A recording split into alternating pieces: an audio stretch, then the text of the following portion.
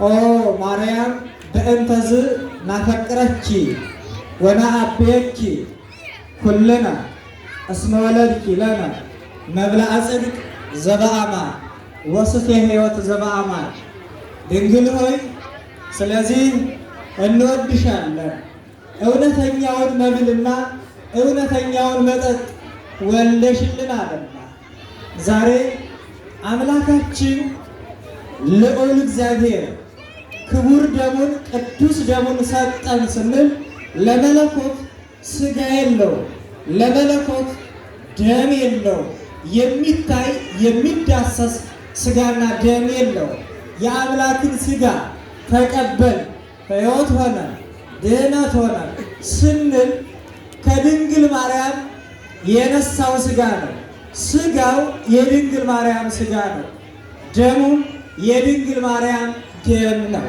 ክርስቶስ የተዋሃደው ሥጋና ደም የምንቀበለው ግን የእመቤታችን ሥጋና ደም ሳይሆን ከእመቤታችን ከሥጋዋ ሥጋ ከደሟ ደም ነብሶ ሰው የሆነ ከሁለት ባህሪ አንድ ባህሪ የሆነ ከሁለት አካል አንድ አካል የሆነ የመለኮትን ሥጋና ደም እንቀበላለን። አካላዊ ቃል ከድንግል ማርያም መልአኩ ናሁ ትጸንሲ ወትወልዲ ወልደ ወትሰምዪዮ ስሞ ኢየሱስ፣ እነሆ ትጸንሻለሽ ወንድ ልጅም ትወልጃለሽ ባላት ጊዜ ይኩነኒ ይሁን እንደ ቃልህ ስትለው አካላዊ ቃል ከድንግል ማርያም ከሥጋዋ ሥጋ ከነፍሷ ነፍስ ነስቶ ሰው ሆኗል።